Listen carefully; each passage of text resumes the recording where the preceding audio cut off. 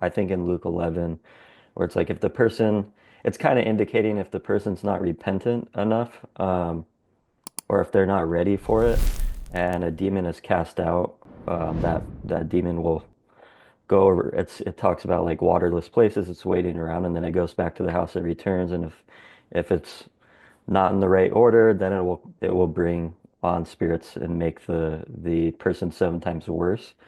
So it's like if you look at it that way, and it's like if someone's casting a demon out from someone, say if I go, I'm like, oh, there's someone perhaps homeless, and they look like they're oppressed or possessed, and you just walk up to them and you think you can just go cast a demon out, and it does essentially work, but the person isn't changed. Well, then you just made their situation potentially seven times worse because the spirit comes back and makes it.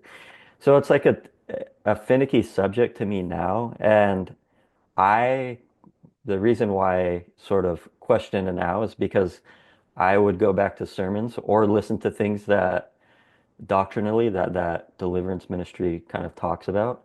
And it's there's things that are like kind of way off in terms of context and things like that. So I question it now a little bit as to how much of it is actually being done by the person or being done by the person that's saying they're casting the demon out, or how much of it is the person's just ready and they're repentant and they're ready to walk.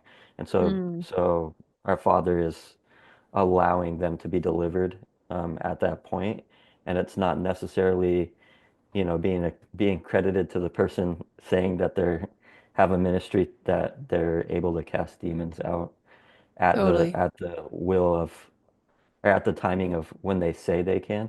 So it's fascinating. Because I used to be full on like it's straight up because I did experience things there and things are happening. It's not like things aren't going on and that stuff's like completely fake. There probably Mm, is instances of that, like the sure. stuff you see on TV where it's like you hear the stories of the person like falling back when the person touches them, how much of that sort of like theatrics then gets carried over into deliverance ministry, and how much are people playing a part in that, whatever actor, or whether or not.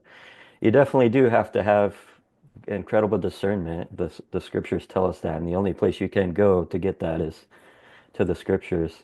And then you see, like, in context, all the scenarios of where these things are going on, and it's like, oh, it's not as cut and dry as it's not as like hard lined as we think it is. And then there is that aspect of like, all right, you're delivered now, like you cast the demon out, and it tells them that like be on your way, and it seems to indicate that every time he does it, they then go to the temple and bring an offering, which is like really interesting because that opens up a whole nother like topic as well. And so anyway, that's Totally.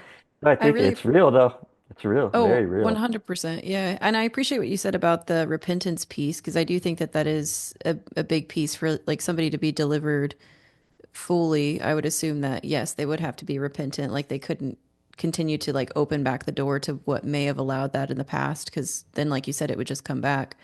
Mhm. I do, when you were talking about in the instances where Jesus delivered people from demons. It made me think of one where Paul, there was this girl that was following them, and he was getting annoyed by her. Him and Silas were like walking, and this girl's like just basically yelling about them and who they are.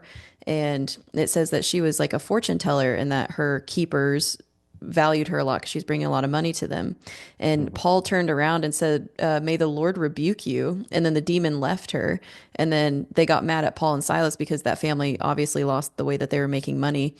Mhm. But I thought that was interesting too. But it made me think of that whenever you were talking about like the power to rebuke, because I don't think that she probably wanted that to be removed, but he did rebuke her. Like, but it was may the Lord rebuke you. So it wasn't like I, Paul, am, you know what I mean? Like it wasn't. Yeah. So Mhm. it's an interesting take though, and something I still know very little about.